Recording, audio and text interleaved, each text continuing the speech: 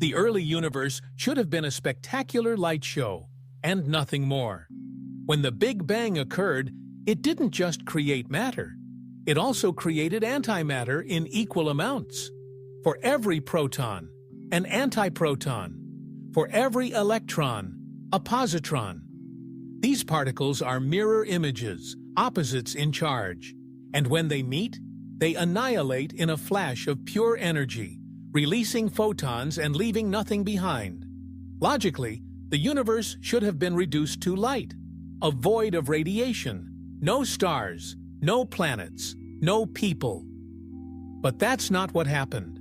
Our universe is clearly not just light. It's full of galaxies, nebulae, suns, and Earth-like worlds. It's full of matter. So the question is, why did matter survive? The answer lies in a deeply mysterious process called baryogenesis. It refers to the creation of a slight imbalance between baryons, particles like protons and neutrons, and their antimatter counterparts in the early universe. And the imbalance? Absolutely microscopic. For every billion particle-antiparticle pairs, one extra matter particle was created.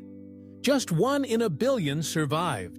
That minuscule fraction became the entire visible universe, all the stars, gas, dust, and even you. This 1 in a billion miracle is what turned a perfect balance into a vibrant cosmos. But what caused it? The Soviet physicist Andrei Sakharov proposed a set of conditions in 1967 that would need to be met for baryogenesis to occur. 1. Baryon number violation. There must be processes in nature that allow baryons, like protons, to be created or destroyed. Normally, in physics, the number of baryons remains constant. But for the imbalance to occur, some mechanism must break this conservation. 2.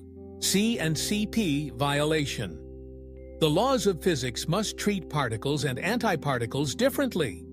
This is known as CP violation, where C stands for charge conjugation, flipping particle to antiparticle, and P stands for parity, mirroring spatial coordinates. If the universe treated matter and antimatter completely symmetrically, they would always be created and destroyed in perfect balance. But experiments show that in certain interactions, like the decay of kaons or B mesons, there's a slight preference for matter. That tiny preference may be the reason we exist. 3. Departure from thermal equilibrium. Finally, the universe must have experienced a state where particles couldn't maintain perfect equilibrium. In a thermal soup, everything would be balanced. But during cosmic phase transitions, such as inflation or cooling events, that balance breaks. These out-of-equilibrium conditions allow the laws of quantum mechanics to favor matter slightly, leading to the asymmetry we see today. So where in the early universe did this happen?